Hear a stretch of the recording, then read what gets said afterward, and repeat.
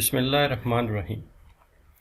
Students, आज हमारा topic है अकाउंटिंग और क्लास है आईकॉम पार्ट 1। आज हम बात करेंगे पास्ट पेपर 2019 पे। 2019 में जो पेपर अकाउंटिंग का आपको आया था उस पे हम बात करेंगे, क्वेश्चन वाइज इस पे बात होगी, डिटेल से बात करेंगे। हमारे पास है क्वेश्चन नंबर 1 जो कि MCQs पर मुश्तमिल है। तो आज हम देखते हैं कि 2019 में जो पेपर आया था अकाउंटिंग का आईकॉम पार्ट 1 को, उसमें MCQs कौन कौन से आए थे और उनके आंसर्स क्या पॉसिबल हो सकते हैं। और ये पेपर है फैसलाबाद बोर्ड का। इंशाल्लाह इसी तरह और भी बोर्ड्स में जो पेपर आए हैं 2019 के और उनमें जो MCQs आए हैं उनको हम अलग-अलग हर एक को डिस्कस करेंगे। तो आज जो है वो फैसलाबाद बोर्ड का पेपर है 2019 का। तो इसमें जो क्वेश्चंस आए थे वो हम देखते हैं। नंबर 1 क्वेश्चन था इसमें, a brief explanation at the bottom of the entry in journal is called. Journal में हर एंट्री के नीचे एक मुख्तसर वजाहत दी जाती है, उसको क्या कहा जाता है? पोस्टिंग, एंट्री, नरेशन और कंट्रा एंट्री। ये 4 क्वेश्चन आपको दिए गए थे। आपने इसमें से एक क्वेश्चन को सिलेक्ट करना है जो कि दुरुस्त है, और दुरुस्त आंसर जो है इसका वो है नरेशन। तो जो भी जर्नल में हम जो भी एंट्री लिखते हैं उसके नीचे जो मुख्तसर वजाहत दी जाती है, जो एक्सप्लेनेशन दी जाती है कि ये एंट्री किस चीज़ से मुतल्लिक है और एंट्री क्यों है, उसको हम नरेशन कहते हैं।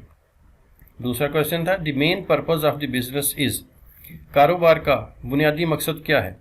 हेल्प गवर्नमेंट, हुकूमत की मदद करना, पे टैक्सेस, टैक्सेस पे करना, सर्व सोसाइटी, सोसाइटी की खिदमत करना, या अर्न प्रॉफिट।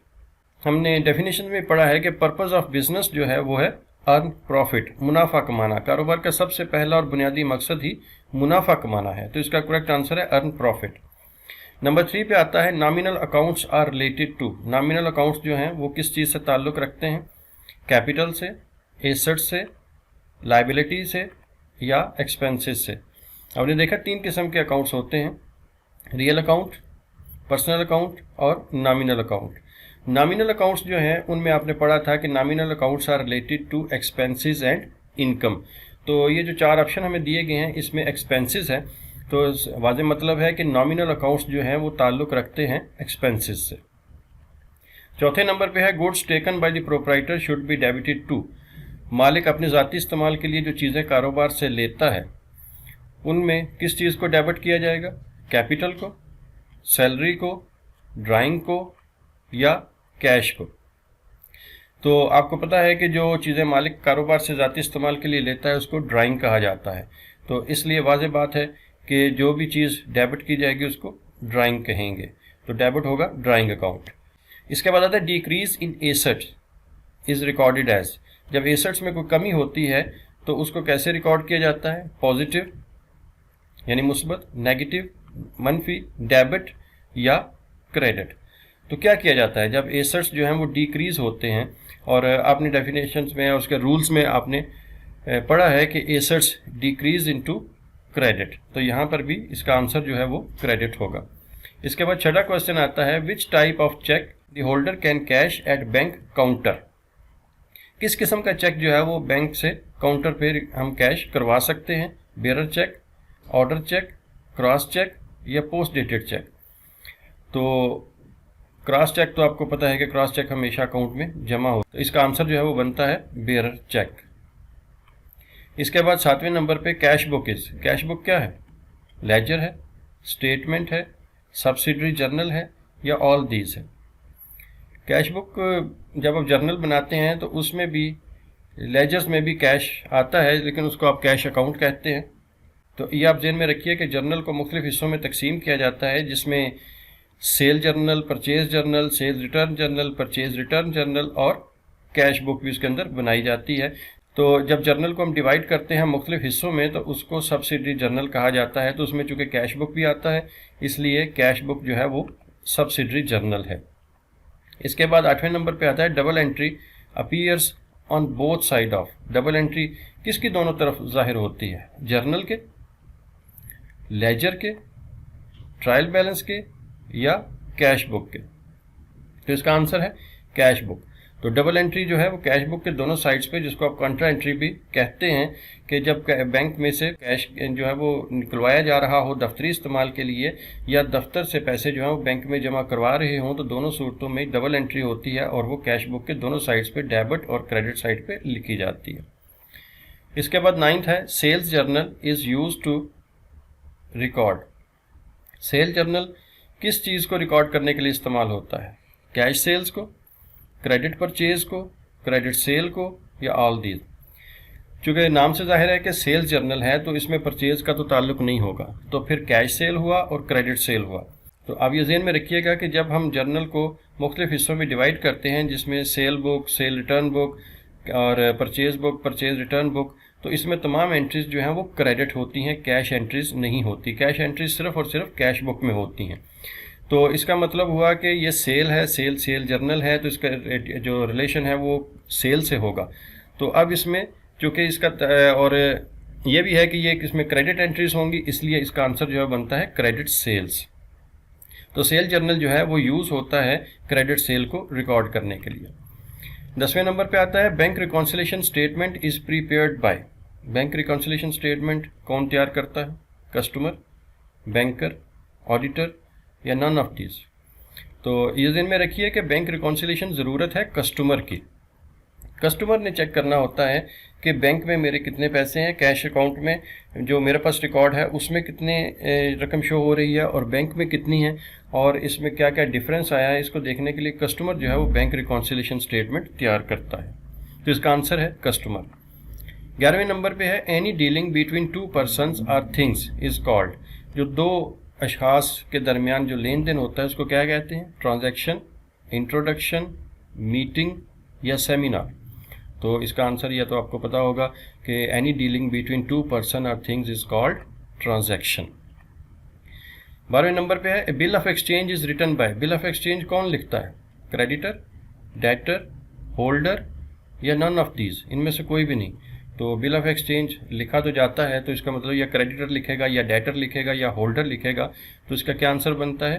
क्रेडिटर। क्रेडिटर यानी जिसने पैसे वसूल करने हैं, जिसने अपनी रकम वसूल करनी है, वो बिल ऑफ एक्सचेंज जो है वो लिखता है। 13वें नंबर पे है interest on renewal of bill of exchange is income of. जब हम बिल को रिन्यू करवाते हैं, बिल ऑफ एक्सचेंज को रिन्यू करवाते हैं, तो उसके ऊपर जो इंटरेस्ट लगता है वो किसकी इनकम है? ड्राई की, ड्रायर की, एंडोर्सी की, या एंडोर्सर की। अब इसमें अगर आप गौर करें तो एंडोर्सी और एंडोर्सर का तो कोई ताल्लुक नहीं बनता बिल को रिन्यू करवाने में, तो बाकी फिर रह जाता है ड्रायर और ड्राई। तो इन दोनों में से किसी की इनकम होगी और इसका आंसर है ड्रायर। ड्रायर यानी वो शख्स जो बिल लिखता है, जिसने पैसे वसूल करने हैं। जब आप बिल को रिन्यू करवाएंगे तो उसके ऊपर इंटरेस्ट की कुछ रकम ऐड करेगा और फिर जब बिल वसूल होगा तो साथ इंटरेस्ट की रकम को वसूल करेगा। तो बिल ऑफ इंटरेस्ट जो है, renewal of bill of exchange, वो इनकम है ड्रायर की। 14th नंबर पे आता है promissory note is signed by. Promissory note को कौन साइन करता है? कौन इसके ऊपर साइन करता है? क्रेडिटर, सेलर, बायर, या डेटर। तो इसका करेक्ट आंसर है डेटर। डेटर यानी जिसने पैसे देने हैं, वो वादा करता है कि मैं आपको इतने पैसे अदा करूंगा और वो उसके ऊपर साइन करके देता है, इसलिए प्रोमिसरी नोट को साइन करता है डेटर। 15 नंबर पे आता है gross profit is transfer to. Gross profit जब हम ट्रेडिंग अकाउंट में ग्रॉस प्रॉफिट निकालते हैं, फाइंड आउट करते हैं, तो उसको उसके बाद ट्रांसफ़र किया जाता है नेक्स्ट अकाउंट में। और वो नेक्स्ट अकाउंट कौन सा है? Capital, balance sheet, cash and bank, या प्रॉफिट एंड लॉस अकाउंट। तो ग्रॉस प्रॉफिट जो है वो ट्रांसफ़र होता है प्रॉफिट एंड लॉस अकाउंट में, और उसके बाद जब नेट प्रॉफिट निकलता है तो वो नेट प्रॉफिट जो है वो ट्रांसफ़र होता है कैपिटल में। तो इसलिए ग्रॉस प्रॉफिट जो है वो प्रॉफिट एंड लॉस अकाउंट में ट्रांसफ़र होगा। 16 नंबर पे आता है financial position of business can be known from. हम किसी भी कारोबार की फाइनेंशियल पोजीशन को कहाँ से मालूम कर सकते हैं, कहाँ से जांच सकते हैं? बैंक बैलेंस से, प्रॉफिट एंड लॉस अकाउंट से, ट्रायल बैलेंस से, या बैलेंस शीट से। तो ये बात भी अंडरस्टूड है, पहले से आपने पढ़ा भी है इसको, कि फाइनेंशियल पोजीशन जो है किसी कारोबार की वो बताती है उसकी बैलेंस शीट, किसके पास एसेट्स कितने हैं, लायबिलिटीज़ कितनी हैं, और इसका कैपिटल कितना है, ये सब बैलेंस शीट से पता चलता है। तो financial position of business can be known from balance sheet. 17 number पे bad debts are of business. Bad debts जो हैं वो कारोबार के लिए क्या हैसियत रखते हैं? लायबिलिटी, इनकम, एक्सपेंस, या लॉस।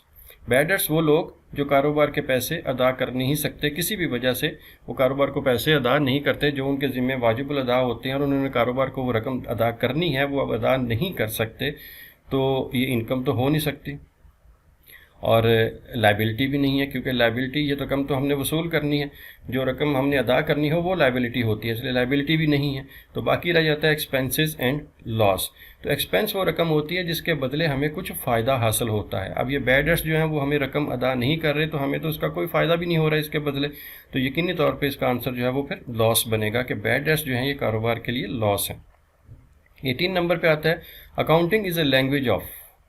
ये तो सबको पता होगा, शुरू से पहले दिन से पढ़ा जाता है कि accounting is a language of accountant, business, owner of business या नन ऑफ दीज। तो accounting is a language of business.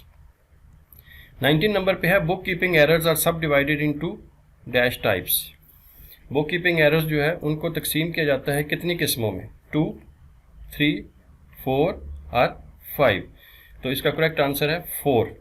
Book keeping errors are subdivided into 4 types, error of omission, error of commission, principle errors और compensating errors. ये सारी जो हैं ये 4 types हैं इसकी बुक कीपिंग एरर्स की।